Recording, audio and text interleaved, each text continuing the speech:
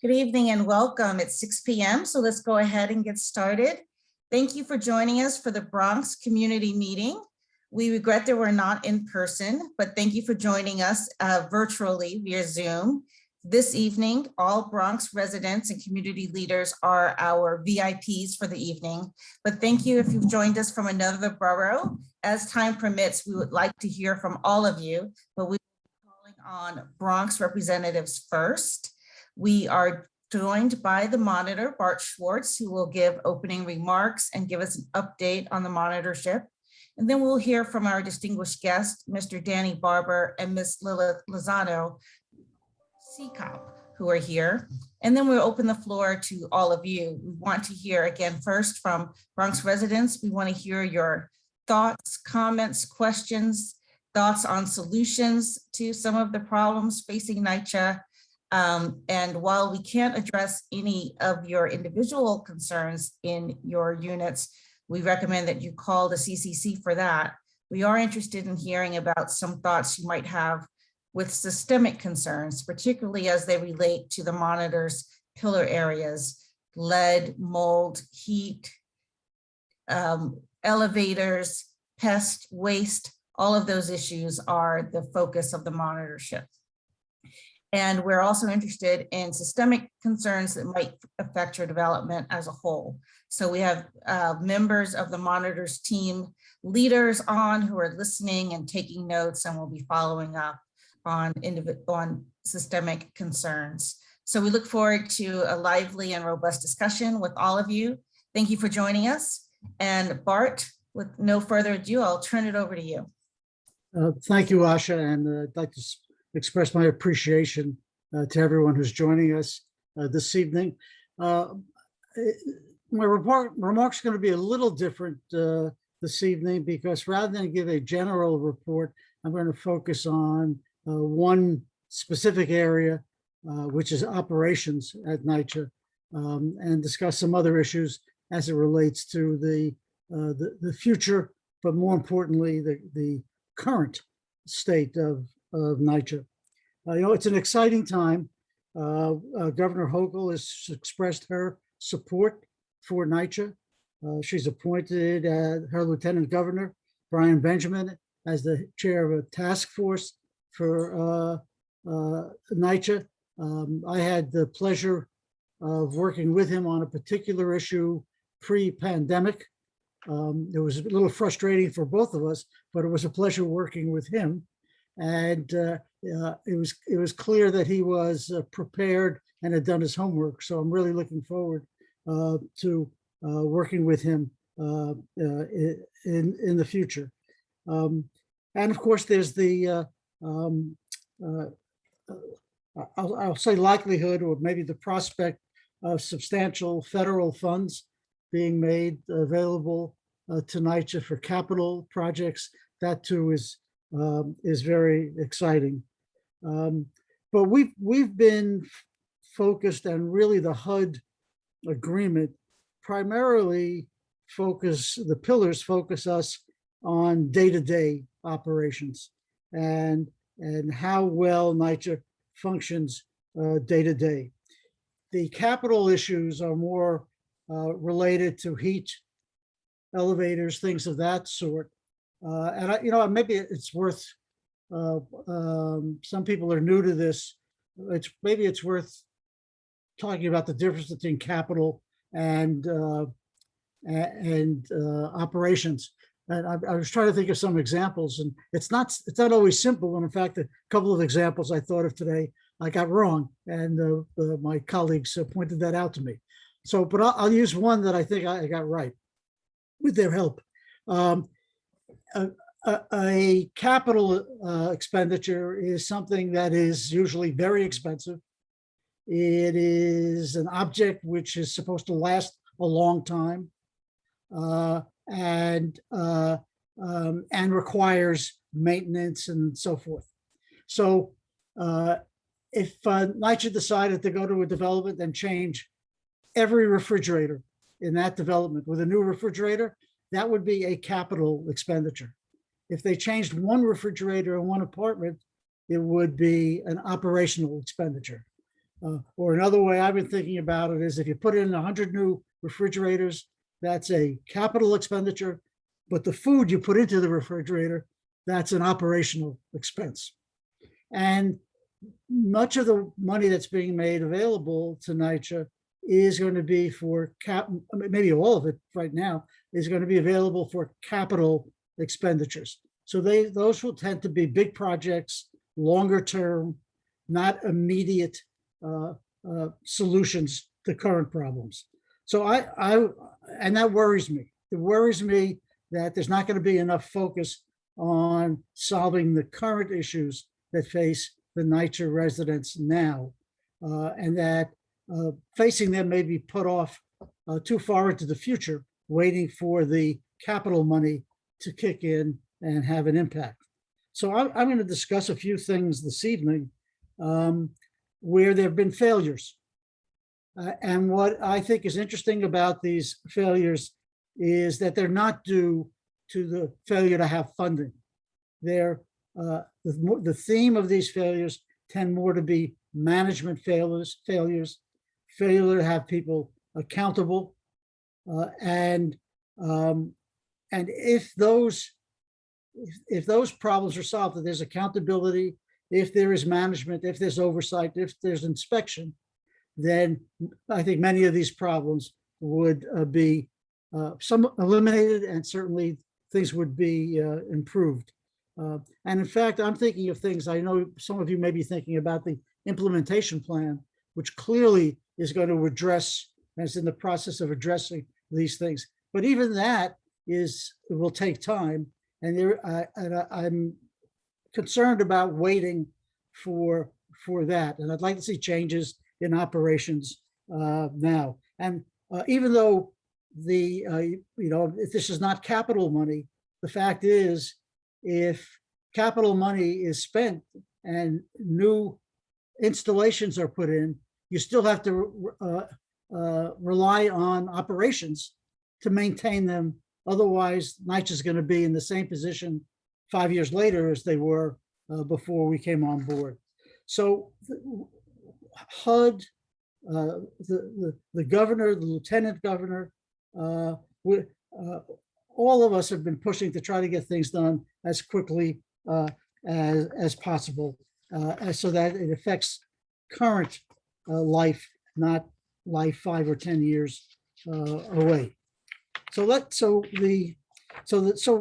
the operations division should be a here and now kind of division.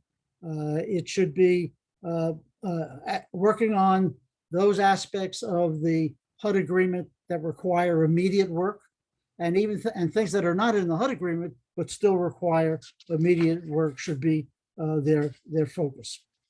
So I'm going to give you some examples, and I really had some hesitation in doing this.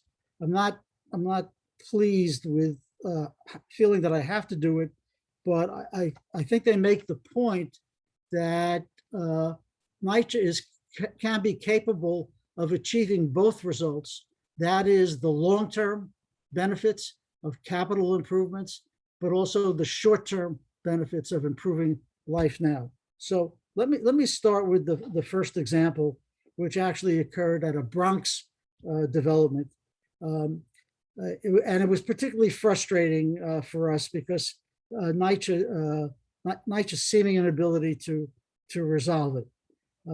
There is a building that has terraces, 2 terraces that were meant for the common use of residents of the buildings. What happened is that some people locked the terraces so that no one could get in for their own private use. And we don't even know if those people who locked it for their own private use were residents of those developments. But in May, we have, as you know, we have field examiners who go out there. When we find specific things, we report them. We don't ignore them, although we are, as Asha said, looking for more systemic problems. But May, our field examiners discovered that the 2 terraces in one building at this development had been commandeered by placing locks on the entry doors, excluding both residents and development staff. One terrace was turned into a private gym, and the other was a motorbike repair shop, which also created concerns about safety, fire, and the like. From the interviews we did with residents, we learned that these circumstances had existed for some time before we found them. And when we notified development staff, they knew about the gym, but apparently not about the bike shop, which raises other questions about them being on top of things. What was very clear was that the development staff was not going to address the issue and reopen the terraces to all the residents because we spent the next 3 months pushing the development to take action with no results. Finally, in mid-August, the development hired a vendor to come in, remove the locks, remove the materials, that means the bikes and the gym equipment from the terraces. And unfortunately, and this is remarkable to me, the whole thing is remarkable, by Labor Day weekend, the same conditions had returned and both terraces are once again locked and unavailable for common use. We don't know what NYCHA's next steps will be. Now, when you hear about something like this is not a failure of funding. This is a failure of taking action, of being conscientious, and of people knowing what their jobs are. So and this is really is unacceptable. So I want to give you another example, and this is where information that's available to NYCHA, analytical information, is not being utilized, and it would not cost any money to do this. There are mold inspections that are being undertaken by NYCHA. Since April 2020, each day, our team selects 10 newly performed NYCHA mold inspections for review and appraisal, and compares that against NYCHA's standard operating procedure for mold. When a deficiency is identified, it's referred to NYCHA's compliance department for review and progressive discipline if needed. That, by the way, that compliance department and what it does is part of a mold action plan that I, as the monitor, signed back in March 2020. So this goes back to April 2020. To date, we have made approximately 600 referrals of clear and often egregious non-compliance with inspection protocols, which continues to happen even after a year and a half of this referral process. And how we did this, because again, the point I really want to make here is that this is not all about money. We examined the work orders for the development in that listed the root cause of the claim mold. And of course, as in many cases, it was listed as resident responsible or resident cause. But there was no further explanation for the basement of this, for the basis of that assessment. We did review relevant photos that were available where the apartment ceiling showed a leak clearly coming from above the apartment, not from the apartment that had the mold problem. Additionally, there was a hole in the wall behind the toilet, which was clearly also part of the leaking problem. The review of the open work orders for that apartment revealed that none had been created to determine the circumstances regarding a hole behind the bathroom or otherwise find and correct the leaks affecting the apartment. In another recent example, we found a superintendent in a Manhattan development appeared to be entering false moisture readings into the mold inspection work order. This was, again, looking at records that are available, using some analytical studies and then using some common sense.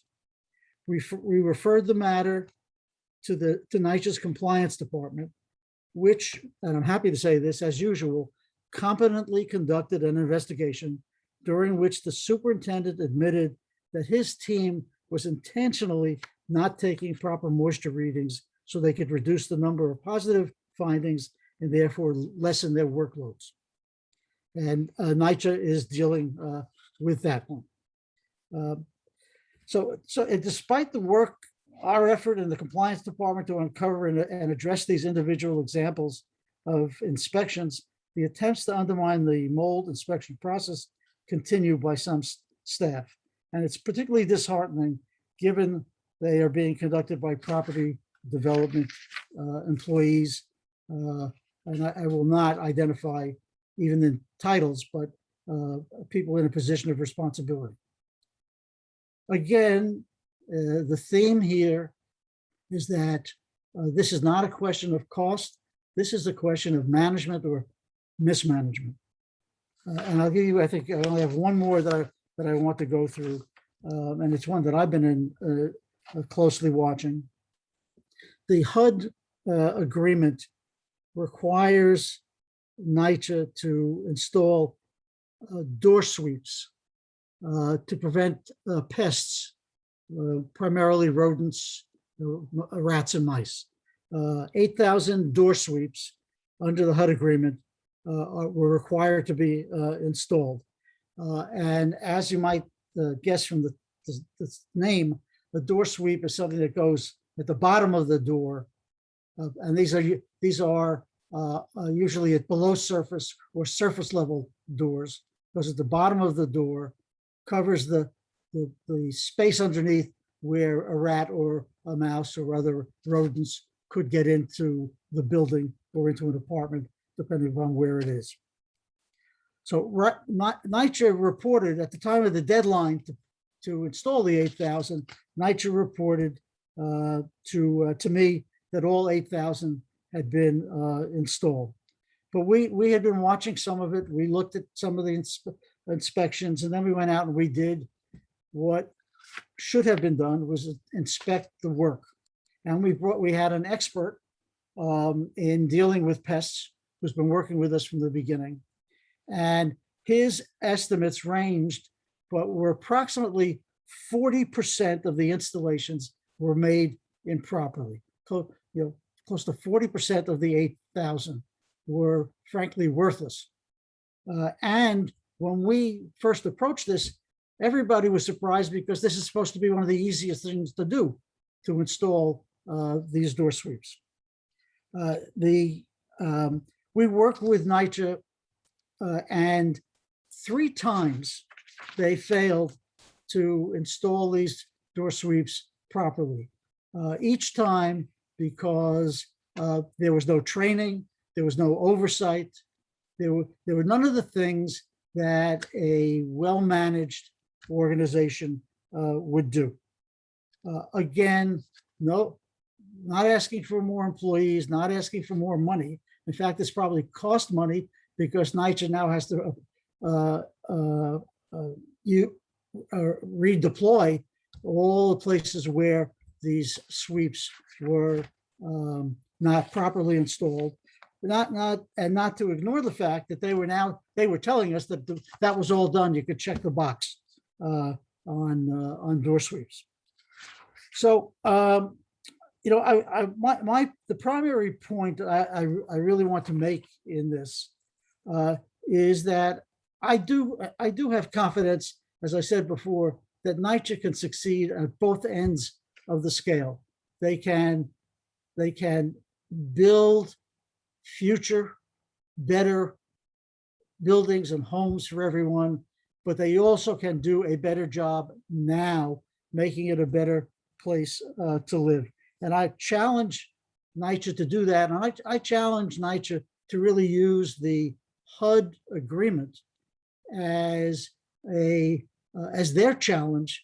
If they can accomplish the things that are in the HUD agreement, I think they really can demonstrate that they can accomplish all the other things they want to do and need to do, and I believe they can do when it comes to capital projects. And the only thing I'd say in closing is that while you may think capital and operations are not are very different, when it comes to pride in your work, when it comes to being conscientious, there's no difference whether you're doing a capital project or you're doing an operational project. Both should get the proper attention, and both should be done properly. So we will continue to be a pain in the neck on these issues with NYCHA, while at the same time trying to address as much as possible the systemic issues that need to be addressed. So that I hope you'll ask me questions about this when we open things up. Maybe it's a little unfair. I didn't think to invite anybody at NYCHA who I know is in charge of these issues. And maybe they can, if they want, they can join us next time. I'm very, it's a big concern to me that we have these repeated problems and they don't get resolved, and they're across the board. So I'm going to leave it at that, and I hope we'll have some more discussion about it. Thank you. Thank you, Bart, for that thorough update and for giving us some of the tangible examples of some of the concerns you've been working on and addressing. I also want to thank you for explaining the distinction between operations and capital and the focus that's been on both of those. We certainly will hope that our audience will have lots of good questions for you on that and other themes. So please, I assume somebody's watching the chat in case there are any questions about that. We can come back to it. Okay, good. Thanks. We're watching the chat, and we encourage everyone to put questions in the chat. Let us know if you want to get in line.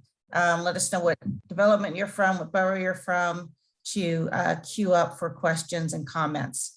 Now I would like to turn the mic over to Mr. Danny Barber, who is the Citywide Council of President, and also from the Bronx, and the resident council president at Jackson Houses. So Mr. Barber, will you please give us an update on what's going on with the MOU, please? Hello. Okay. So good evening, everybody. And once again to the Federal Monitors team, thank you for having me. Glad to be here this evening. So the MOU is 2 years in of negotiating back and forth with NYCHA. It's finally completed and it's signed. Working now with NYCHA to get a copy out to all the resident leaders, to get it on NYCHA's website, so whoever wishes to view it is there to be viewed. Gonna be real short and brief because the monitor touched on a couple of subjects that wanted to get to, and a lot that is going on. I believe within NYCHA, we can utilize this MOU to stay on track, because the MOU is geared around 964 HUD regulations, which governs the resident associations as well as NYCHA in a whole. One of the key factors in the MOU was, one of the statements is 2.7, NYCHA is the sole discretion and in coordination with the CCOP shall include residents who are not members of CCOP and working groups concerning occupancy, general management, maintenance, security, resident training, resident employment, social service, modernization priorities, and new initiatives planned for implementation. That was never done. Also, 2.9, on a semi-annual basis, the local resident council may host welcome meetings for new residents at their developments. The local resident council may post notice of welcome meetings at the development, and NYCHA shall send an invitation to welcome meeting to the residents who have moved in to that development within that prior semi-annual period. And one of the ones that I think it'd be really good, because that way it's like back years ago, NYCHA used to have the AROC committee. When people would move in, the resident association had a committee that would greet the resident, let them know the do's and the don'ts, the different service providers in the community, the different supermarkets and things that could help them make their lives a lot easier in living in this new community. So that was something crucial. So the MOU is just basically geared around this time around to give the residents and the local resident councils, because it's always been an agreement between CCOP and NYCHA, and it tend to sway away from the local resident council and them being truly recognized. So it outlines a lot of points where resident leaders were trying to get meetings with management and couldn't get it. Now this document guarantees you meetings with NYCHA and management. Also, we spoke, I was able to speak with the Lieutenant Governor as well this weekend, and he looks forward to continue to work with CCOP, the local resident associations, to see how he can continue to do their part on the state level to help the residents of public housing. And lastly, we had a Zoom conference call with Chuck Schumer on Sunday, where there were about 85 resident faith-based leaders and other community groups present that his office reached out to. CCOP was personally invited with some resident associations, and they talked about the number that we threw out there, the $80 billion. So it's not a done deal, but it's coming close. And that deal will bring $40+ billion along with all of the different pots of monies that are there to fight lead, mold, community development block grants. All of these are pots of monies with billions of dollars that NYCHA will be able to access, as well as what's already allocated with the 40 billion for NYCHA, and then whatever is given to us from the other 40 billion for public housing, and then whatever else the state gives, we can and we shall be fine. It's just we now have to find the right formulas and the right way to decide which developments need to go first. So that's something else that myself and CCOP is going to be sitting down to talk with the chairman to get it together and to bring other resident leaders into the conversation so that we can truly have those seats at the table. Thank you. Danny, I think we have a copy of the signed MOU, and we'll also post it on our website. So if anyone goes to our website, they'll be able to see it as well. And congratulations on getting that done.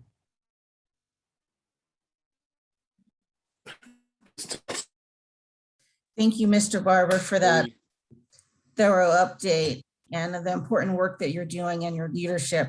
We really appreciate your continued leadership for all of the residents throughout the city.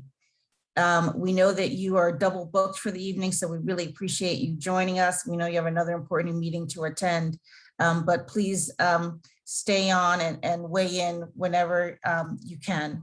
Now I'd like to turn the microphone over to Miss Lilith Lozano, who is also a representative from the CCOP Citywide Council of Presidents as the treasurer, and also serves on our CAC committee, the Community Advisory Committee for the Monitor. So we thank you for your leadership and your hard work working with the Monitor team. And we wanted to ask you to please welcome everyone in the Bronx and give us any opening remarks. I think Ms. Lozano might be having some technical difficulties. So in the interim, I will turn to Mr. Robert Hall, who's also our CAC representative, who represents the Bronx and is the Tenant Association, Resident Association Council President at Gun Hill. And Ms. Lozano is back with us. So since I've introduced you both, Ms. Lozano first and then Mr. Hall. Thank you. Good evening, everybody. Good evening. Good evening, Ms. Lozano. I might be having some technical difficulty with your sound. Bart,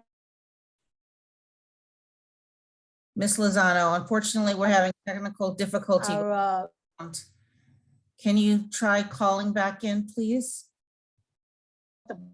part. Loretta, please try to get. Danny covered all of Hello? that. That's part of it at the end of the night for the events. I made a occasion that, as long as I'm sitting. Hello, I'm sorry. That, Okay, Ms. an Lozano, oversight. we were having audio issues with your call initially, so we could not hear what you said before. sorry. Start again, please. I said that, well, good evening, everybody. I'm just pleased to be part, with my colleagues on this, longstanding project. And I know that there's a lot at the end of the tunnel, and I have faith, and through the participation of all the residents around the city of New York, it could have not been physically possible without each and every of your input.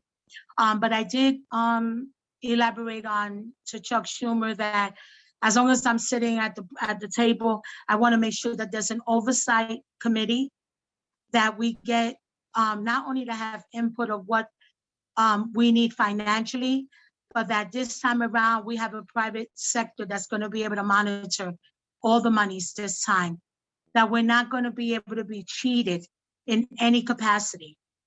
Bart had mentioned about the road, and there is an 8,000 that they have looked at, and yes, majority of the door sweeps are put in improperly.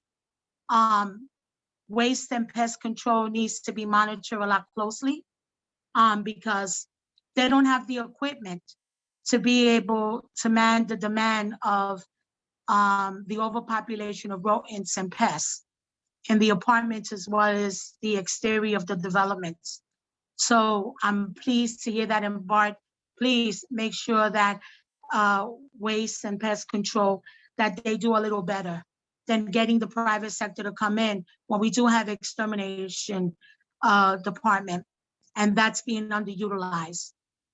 I'm pleased to say that we're going to continue to work. I'm confident that I want to humbly ask all the residents, including the ones from the Bronx. Danny and I, we are one Bronx. We're going to work together collectively. And when you can't find one, you can find the other. And we're going to work diligently to make sure to address all the concerns. If you don't address it to us, we can't help you because we do not live in your apartments or in your developments. So I want to make sure with the cooperation of NYCHA, I've elaborated with them and with the federal monitor to feel free to disseminate our email address, because we're willing to answer what needs to be answered in time. You got to give us time, but we all have to work together, because dividing is not the way to go. We have to be unified, even though we may differ in a lot of things. So that's all I have to say. And thank you once again for giving me the opportunity. Have a nice evening. Thank you so much, Ms. Lozano. We really appreciate you and your leadership and your hard work. Mr. Hall, when the monitorship first started, we asked for volunteers, and you raised your hand and rolled up your sleeves, and you've been working hard with us for the last 2+ years. So we're grateful, and we wanted to ask you to help us welcome all of the Bronx leaders and residents that are on the call, please. Okay, first of all, I want to thank Bart Swartz. I think this is like my 27th meeting, 28th maybe.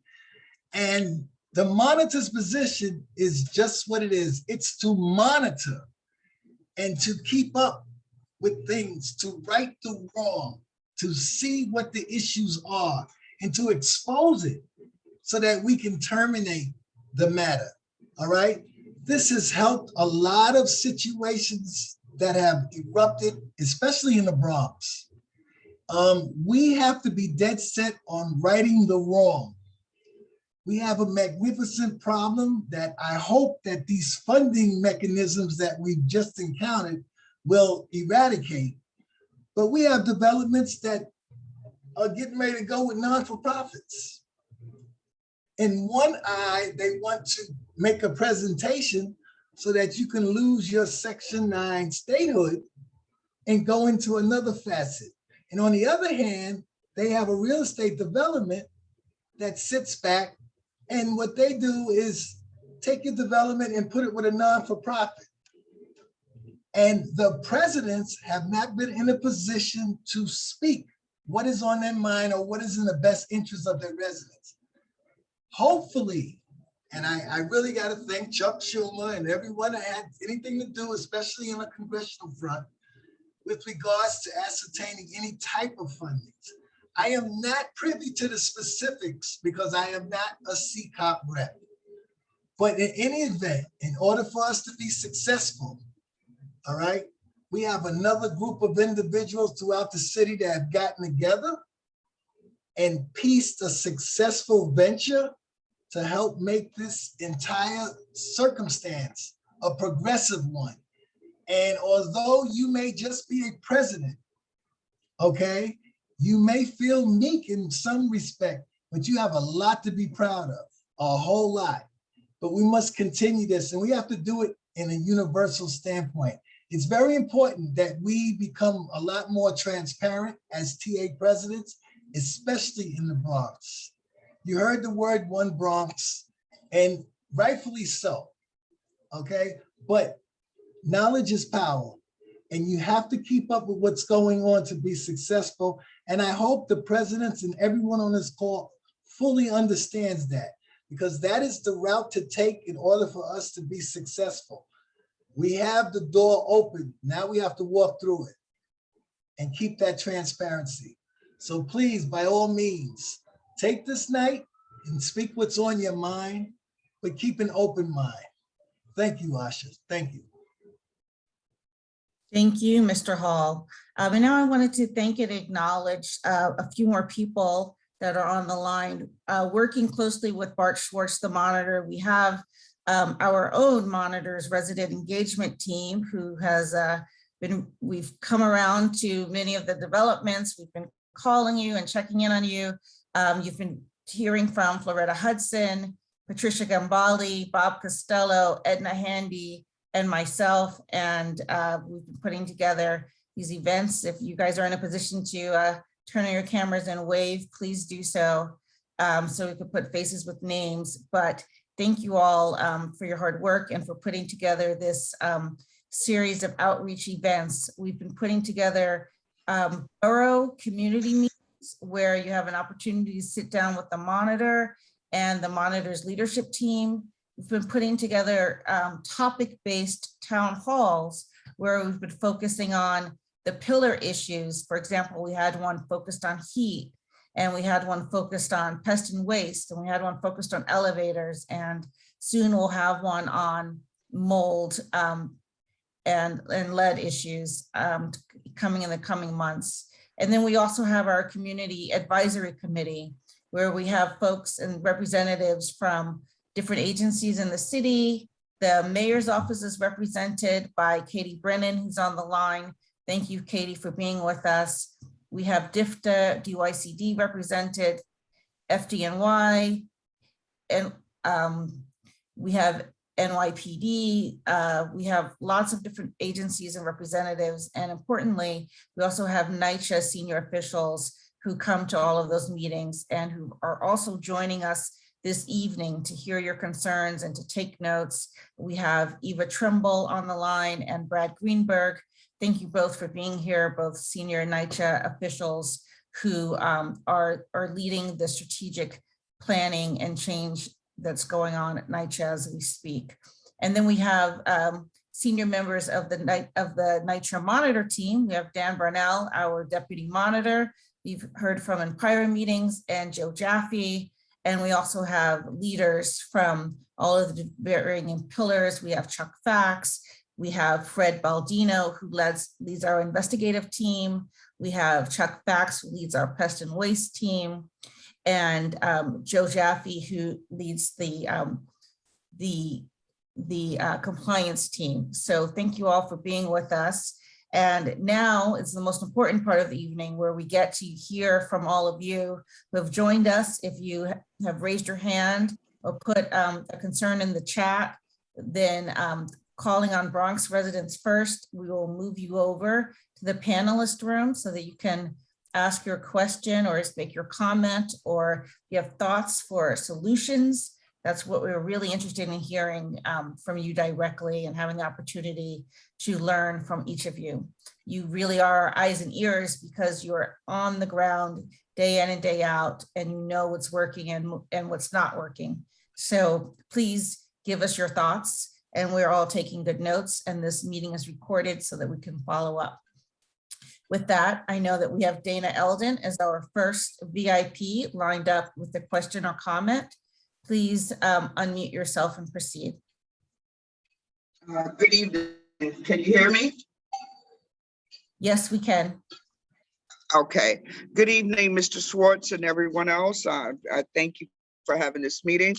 I'm going to go back.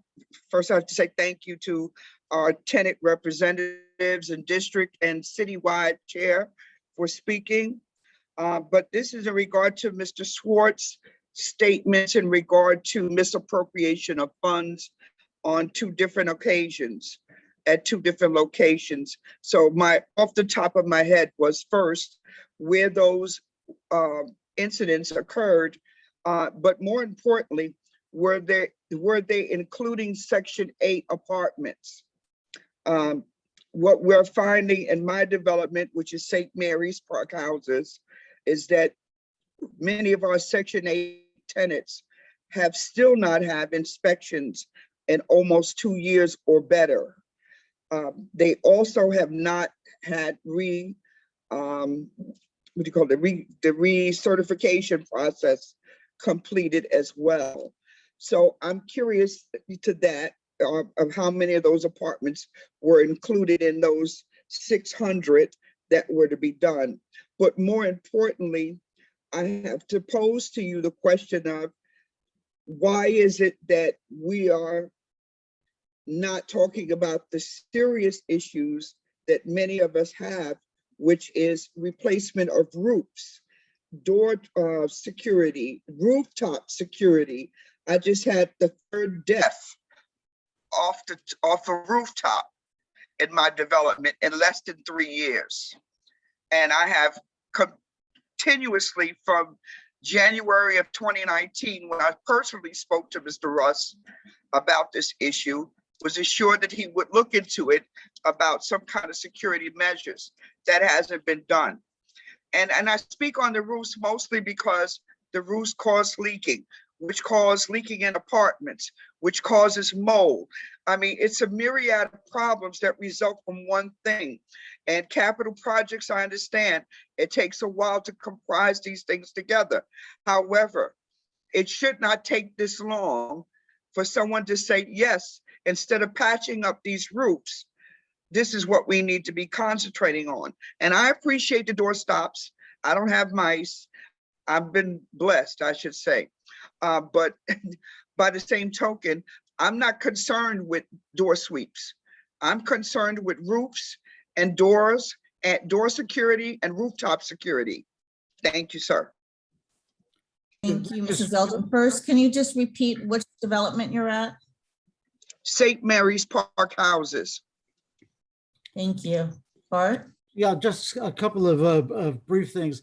I don't know the answer to whether it's Section 8 apartments or not, but we will figure that out. That's a very good question. When we talk about mold and mold issues, and same thing with NYCHA, frankly, when they talk about mold or mold issues, it's not limited to what's in the apartment. They are also talking about roof issues and leaks and other things. So we can go back to that, look at some of those 600 and get a sense of where there may have been roof issues that were ignored, and see about that as well. You know, when I was first appointed, I went to the Lower East Side. I met with the TAPs in several of the Lower East Side developments, and they told me about a number of suicides they had, and even then, I remember speaking to people at operations, as it turns out, and they were going to put up fencing, um, uh, and they did, although there was a further problem in that the fencing was too low, which I think they finally fixed. I'd have to go back and look at my notes, but the security on getting to the roof and security of getting into the building, they're all connected, as you pointed out. And we have been spending a lot of time on security, and the transformation plan, which is being written with NYCHA, has a full chapter on security. And I know that NYCHA has posted for a new job, for a new security director, and no comment, no criticism of the prior, but when new people come in, they try out new things. They have an enthusiasm for their work that can make things better. So we'll continue to push on security. It's security is not just it's a whole series of things. It's the people who make the hallways their bathrooms. It's all the damage that's done and costs more money for NYCHA.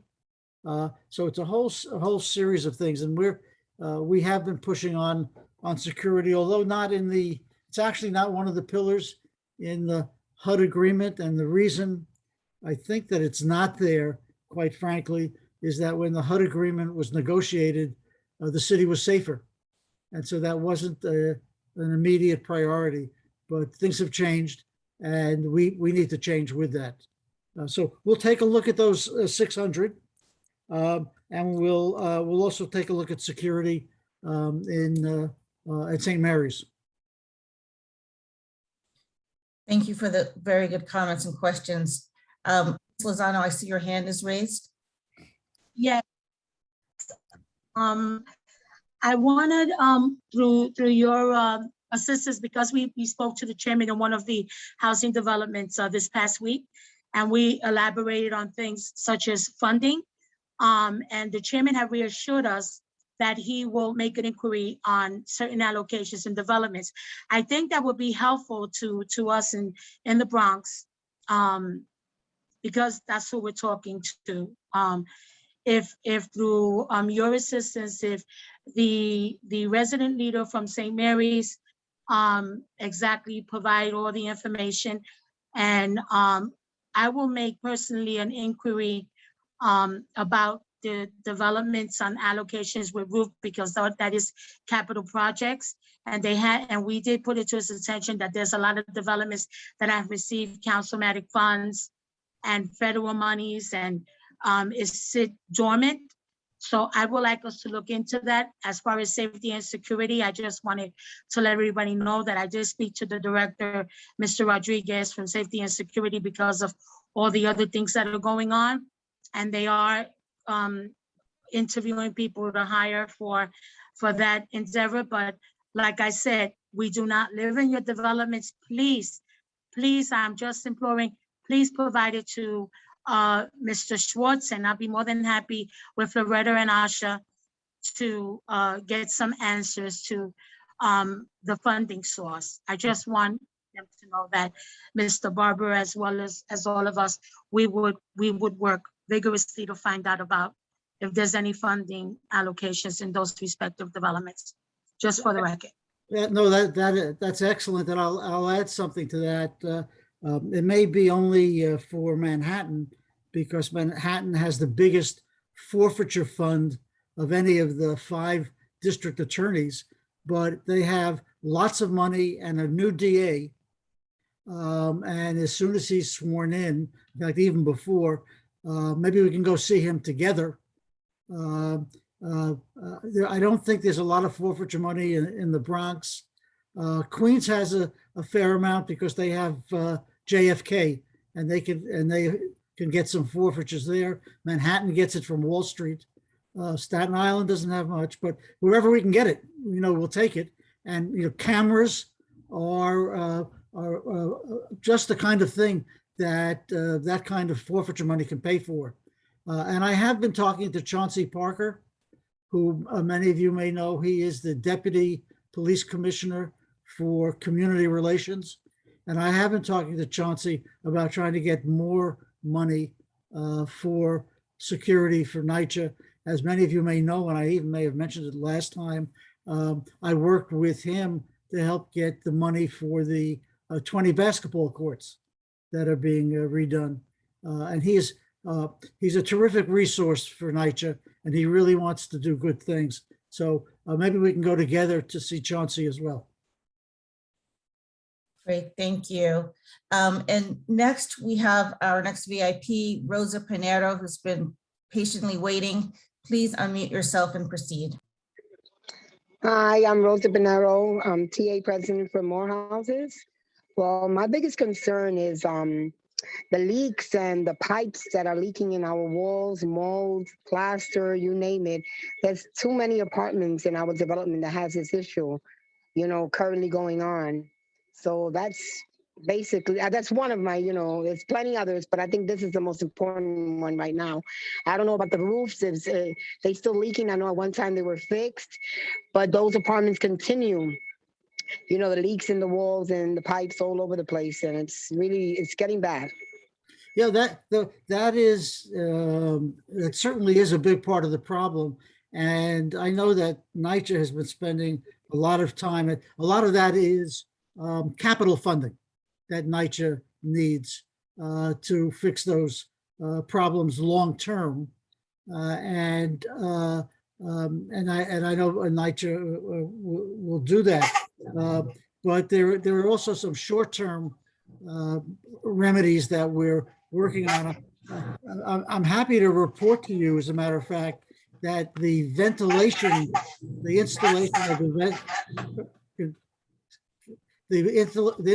of the ventilation fans seems to be now moving ahead of schedule, the revised schedule. And we believe by the end of the first quarter of 2022, so by the end of March, the fans will have been installed, or the ones that were already up to specifications will be there. On top of that, they are cleaning the vents, as you know, and the testing that they've done shows a dramatic increase in circulation in the apartment when you get the vents and the fans cleaned. So that's some good news, which we can report on in more detail later. And that's something, even in an apartment that has some of the other issues, they can still impact the mold problems.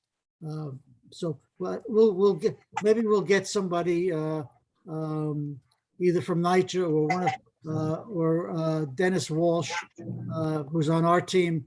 Maybe we'll get him at the next meeting to give you a full report on that. Dennis has been all over everyone to get this done on time. We got some very distant, I must be honest, we got some very distant estimates from NYCHA as to when they could finish it, and we wouldn't accept them. But in NYCHA's defense, everybody is having problems getting materials from manufacturers and others as a result of the pandemic. But the March date looks good. The end of March looks good for ventilation fans, which a lot of people think also will be important should there be another uptick in the pandemic, and cleaning the vents. Also, they do test and they do balance, what they call balancing, to see how the air is moving in the individual apartment. And those are all promising. So we'll get you more details on that. Thank you for that important question. That topic is going to be the topic of our next town hall, which we'll host in November to talk in more depth on all of the updates related to mold and lead issues. And we do have our team leader, Dennis Walsh, on the line. Dennis, just let us know if you want us to move you into the main room to make any comments. But thank you, Ms. Pinero, for that important question. Next, Axa Torres is next. Please unmute yourself and proceed. Good evening. Thank you, everybody. I just, on the suicide and groups, whatever was done was that they did it to the law, but it hasn't really helped the situation. In Smith houses, ours have been tragic because they've all been young people. And so, once again, when we are excluded and we're not part of it from conception, and people really listen to us and not talk about, well, this is what the law requires, but not what the reality has really been for the parents who suffer losing a child and burying a child. And for our community, when it's one child, it's all our children, because everybody here is like related to everybody. And so once again, I wasn't going to say anything, but because it was Smith houses that was complaining. What was done was not to our satisfaction. What we wanted was not to our satisfaction. And all of these things that we asked on behalf of the children who decided to take their lives very young. Thank you.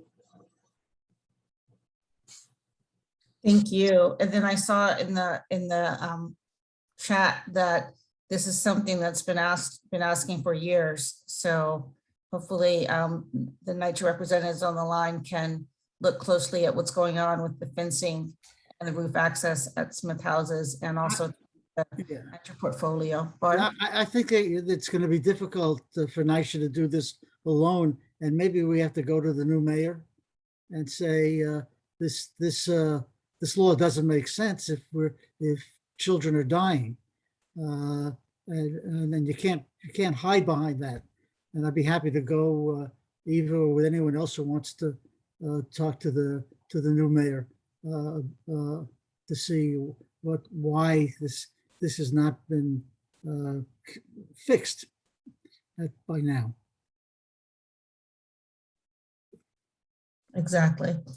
Floretta, do you have anyone else lined up for a question? Yes, if I could just mention, there's a question that came through our registration, and this is from Lucille White from Sedgwick Houses in the Bronx. She asked, she's concerned about many tenants having mental health issues, and she wonders how can the tenant association be of assistance, and does it make sense to have social workers or psychologists on the premises?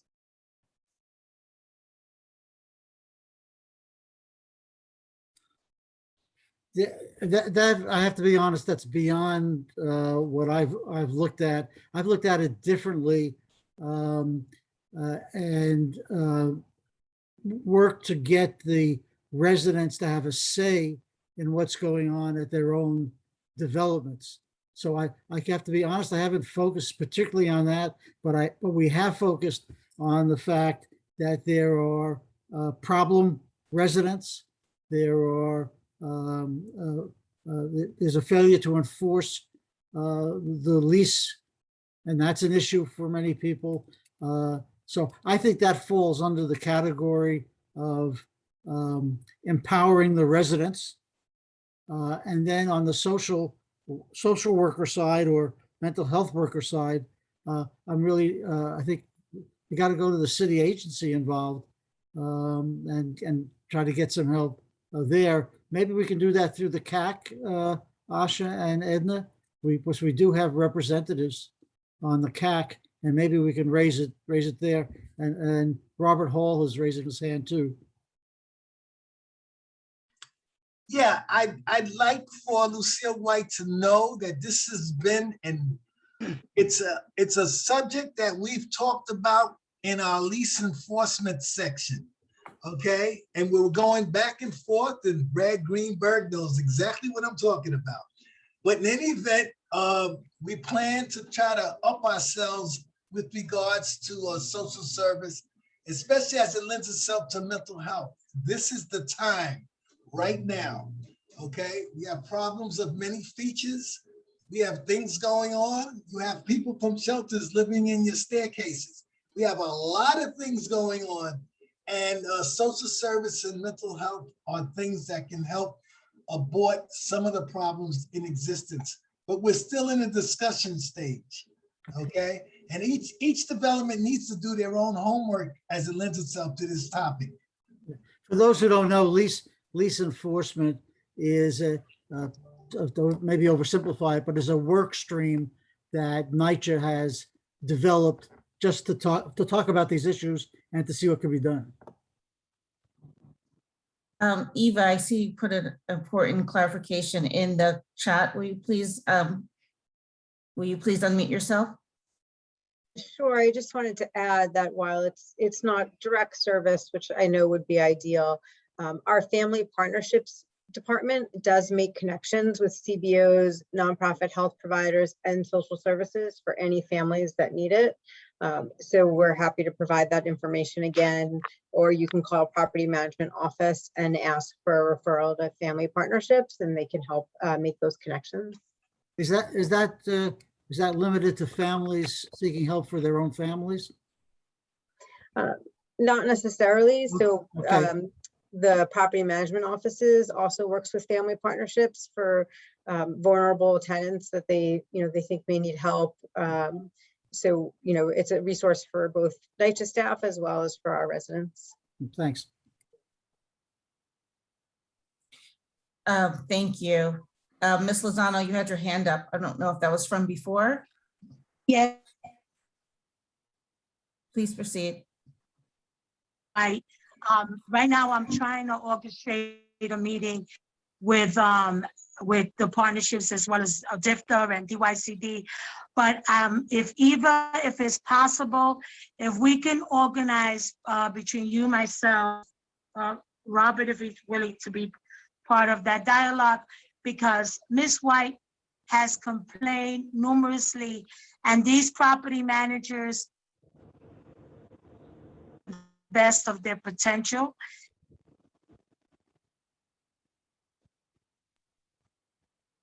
Ms. Lozano, we're starting to lose your sound quality, but we'll organize offline. Absolutely. Happy to make those connections and hold a separate meeting. Thank you. Okay, Floretta, can you please tell me who's next? Tony Edwards is Myself and next. Ms. Yes, can you hear me? Yes, Go ahead. sir. Please Work with proceed. Ms. White because in that endeavor. And if you're saying that's just. Hello? Ms. Lozano, we're having problems with your sound quality. I'm sorry. All I want to do is if Eva can give Lucille White and myself a call, as well as my Tony Edwards, who's the second, and Robert Hall. I want to help Lucille because she's frustrated because she's not going to get the help. No matter how many partnerships are that. Cedric has a very big problem, and that's why I'm working vigorously to get DIFTA involved and DYCD because she has internal issues with that as well. So if Eva could help in that, let's meet and do something to help Lucille White and her residents. Thank you so much. If We will possible. get a meeting set up. Thank you. Mr. Edwards, sorry to have interrupted you. Please proceed. No, that's okay. Good evening, everyone. My name is Tony Edwards. I'm the president of the Marble Hill Resident Council. One of the things that recently occurred due to the Ida storm was that some of the apartments experienced some flooding, and the flooding was due to water seepage through the window sills. And so when we talk about capital projects, that's one thing I did not hear mentioned. I know in this development, the windows were actually replaced many years ago.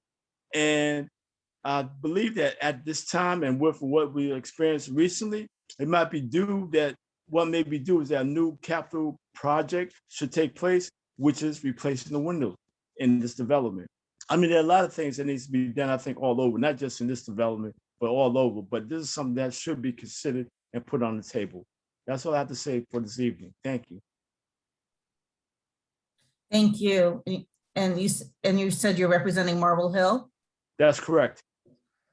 Okay, thank you. Bart? Well, I don't have too much to say about that, but from my understanding of, if NYCHA gets the funding, there are some plans where they'll do a complete renovation, essentially, of a building, and I'm sure that would include the windows. Understood. Okay, thank you. Thank you. Okay, Floretta, could you please tell me who's next? I have a note. It's Miss Ortiz. Yes. Good evening. Good evening. Relative to the fencing on the roofs, so I am a mother of a child who committed suicide. Actually, I have had 5 suicides in my family. My father, my uncle, my brother, my cousin, and my son. And I know too well, sometimes you can see symptoms and sometimes you just can't. The fences that are being put are not a barrier. They don't serve as a barrier because they could still climb. And if they want to, they will succeed. What they need is they need the help. They need to be able to reach out to someone. They need to be able to talk to someone. You can't fix, I'm sorry. You can't anticipate what's going to happen. All you can do is try to create a barrier that does not facilitate for them to be able to act on that impulse. And parents, we know our children. And sometimes the signs are there and we just don't see it. But parents also play a very critical role in getting their children help as well.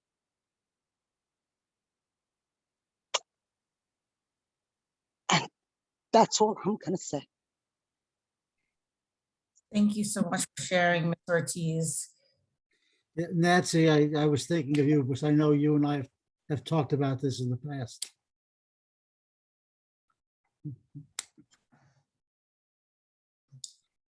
Yeah, and there's so many important issues. The access to mental health support, the safety barriers, all of those things. So thank you. Floretta, who do we have next? Yes, so we've gone through our Bronx VIPs. So we're moving to other nicer residents in some of the other boroughs. And there's one out of Manhattan. That is Carmen. She didn't give her last name, but she is concerned about the workers, the quality of workers and the shortage of workers that it's at an all-time high, and what is being done to address this problem. The shortage of workers at the developments, contractors that are doing the repairs, and people that are responding to repairs. There's a major shortage. Well, that and actually relates to what I started to talk about in my introduction. It's not a full answer, but that part of that is how well the resources that are available are managed and whether they're managed efficiently and you get the most and the best out of them. So I think that's part of the problem. NYCHA's putting together a budget, put together a budget where they are hoping to add skilled workers and maintenance people. That may contribute to make things better. But they really can't. They can plan on that, but if they don't have the money, then they can't do it. So that's why I've been focusing on getting things done more efficiently with the money that's available now, and getting. I really believe if you had inspections made on a regular basis, you'd find the quality of the work went up dramatically. And by the way, that goes for vendors as well. That's not just employees. The vendors take advantage of NYCHA, and it gets even more complicated. The fact that NYCHA is so slow paying vendors, only the least capable vendors apply for NYCHA work. The ones who do good work go to the agencies that pay on time. And that is something that we've addressed, we've talked about, and NYCHA has looked at. The problem there seems to be it's not, they haven't computerized the system fully. So there is an important part of the system which is still old-fashioned paperwork, but NYCHA has not managed the review of that paperwork to get it done in a timely fashion. I think you'd be surprised if I told you that capital, when they were talking about tens of millions, hundreds of millions of dollars, they pay their bills in 30 days. And operations and vendors, that could take forever. So they don't want to work for NYCHA. But that's something that is high on the list. I just want you to know that it's a very astute and good observation about how NYCHA staffs, and whether it could improve staffing, not with more money, but getting it done the right way. Thank you for that critical question. It's really hits one of the most important points that we're really focusing on, the monitorship. Loretta, who do we have next? Another comment from Hattie Hightower. She's out of Brooklyn, Glenwood Development. She wanted to know if there was any updates on the lighting conditions at her development. Lighting around the building seems to still be an issue for them. I don't have anything specific to report for this meeting, but we will get back to you. We'll inquire and then get back to you. You said that was Glenwood? Yes, not far from where I grew up. Not far from where I grew up, so I won't forget. Great. And the next question is from Linda Kenner. She's from Van Dyke Houses. She says she appreciates the meetings that the Federal Monitor has been hosting, and she'd like to know when the team would be willing to visit Van Dyke one, so she could give the team a tour. Well, we'll call and arrange that. You know, a lot of the things we'd like to do in person have been interfered with by the pandemic and fear about everybody's safety. But things are seeming to get more back to normal. I hope we can have these meetings face to face soon. I was in Manhattan yesterday. I won't say it was crowded, but there were more people around. I was surprised at how many were not wearing masks. That concerned me a bit, but there were more people. It seemed a little busier, a little more normal. Not in my office. There's still most people working from home, still concerned about coming in.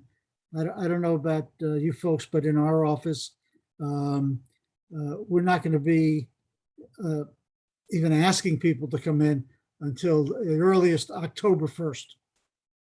And if we have to delay that, we will. And I might say, because they don't really get the credit that they deserve, I talk about the investigators we have and the field people who go out into the developments. They haven't stopped throughout the pandemic. And fortunately, they've all survived and were not as serious as it might be. But a number of them did get COVID as a result of being out and doing their job. So, but we'll come out. We'll call you and and also depending upon what the issues are, we'll make sure the right people from our team are there.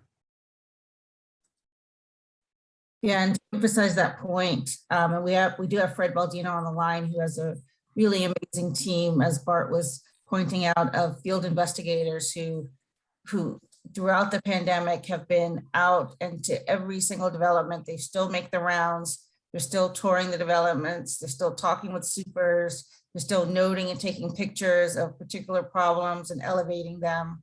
So even though we haven't sat down with the TAPs in person, we've been trying to reach you over the phone. Just so you know, we are still out there in the developments and walking the grounds. Fred, did you want to say anything? Other than that, at Van Dyke, that's Brian Cutter's assigned out there, and I'll have somebody reach out and cover that. Perfect, thank you.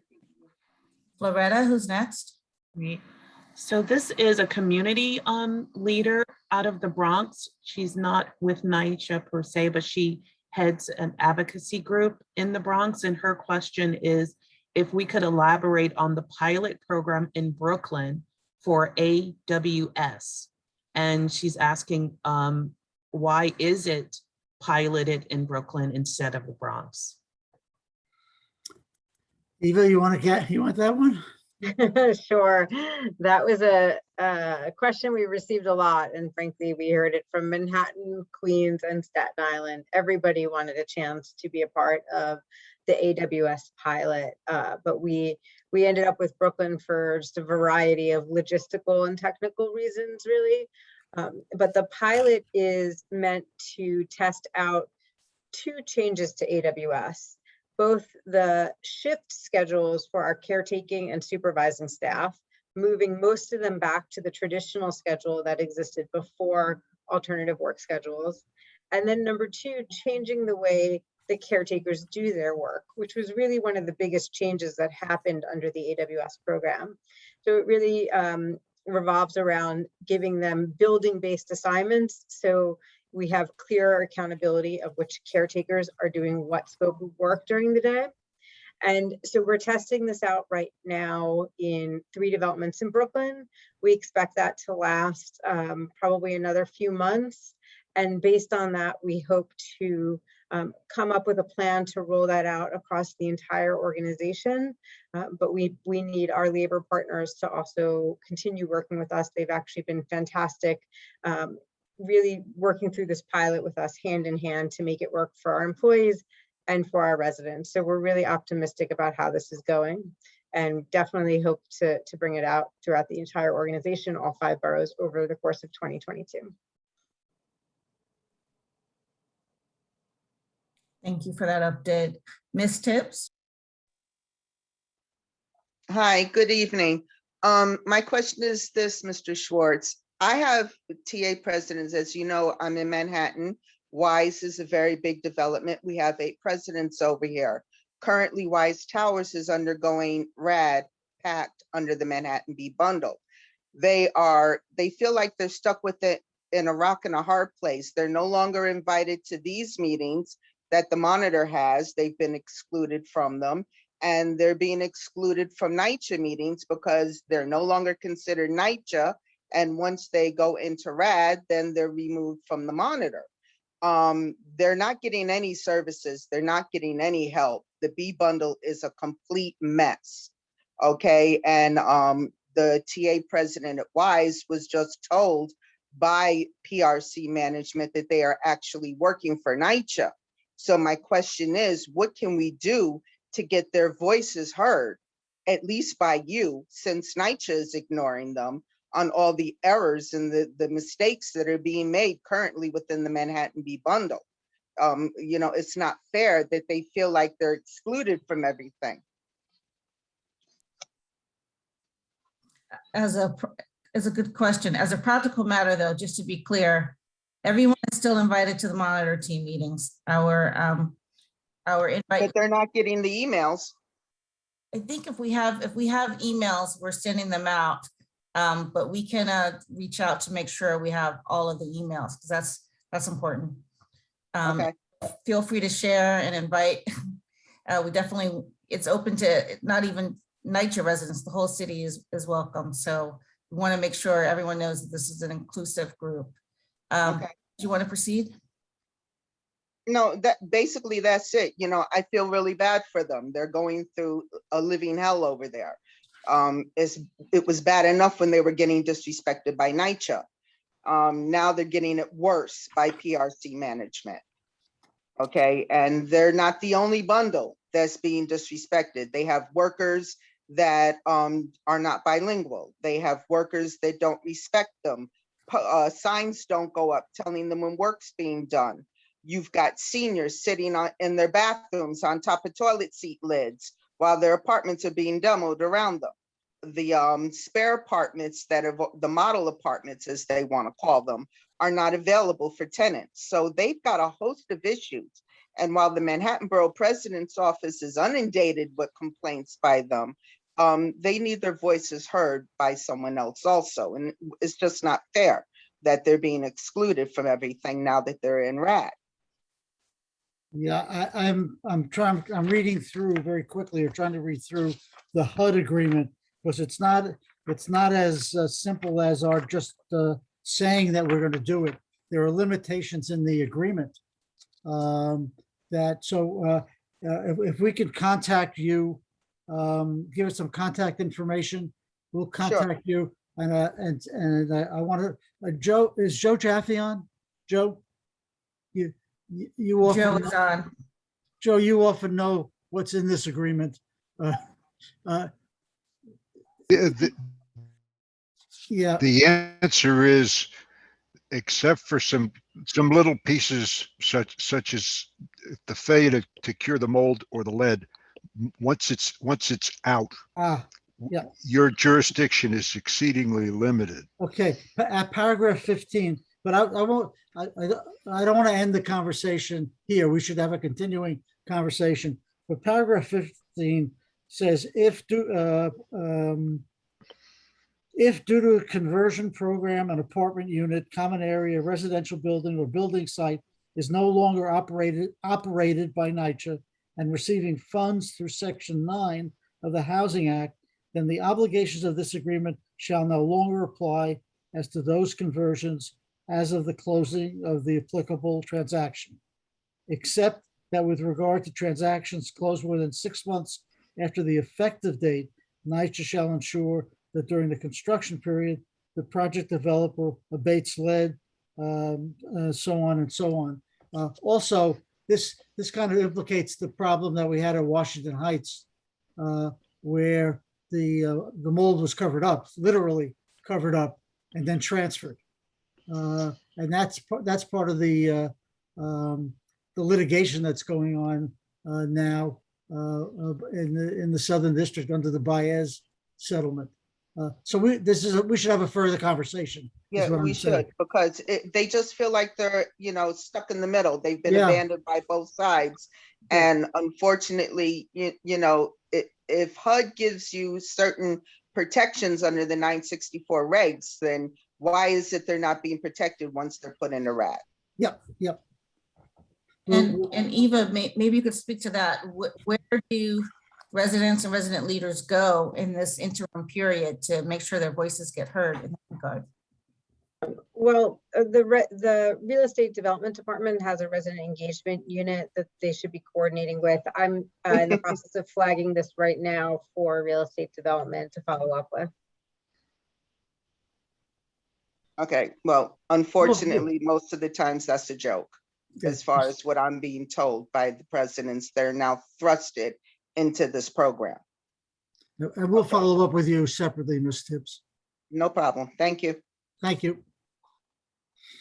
It's a really good concern to flag. Thank you so much, Ms. Tibbs. Floretta, who's next? Dana Elton, she has a follow-up question. Dana? Please proceed. And that will do it, Asha, for our list. Thank you. Ms. Eldon, please unmute yourself.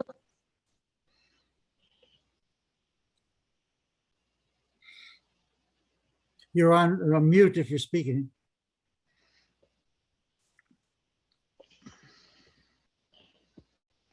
Okay, I think we're having technical difficulties with Ms. Eldon. Floretta, do you know what the follow-up question was? I do not. Okay. Bob Costello, would you just make a note to reach out to Dana Eldon after tomorrow sometime, just to see if there's something that you wanted to cover with us. Thank you. So I think we've had a chance to go through all of our questions. Thank you so much for our many participants. We appreciate your time and attention joining us and the many great questions, comments, and issues that were raised. We will follow up and we are taking good notes so that we can stay on top of these systemic concerns. I did want to put up the sheet with our contact information. Please stay in touch with us. You can always reach the monitor. We have an email address. We read all of the emails that come in. We also have a phone number. Can I ask Bob Costello to put that on the screen, please? So you can reach us. Our website is nightshmonitor.com.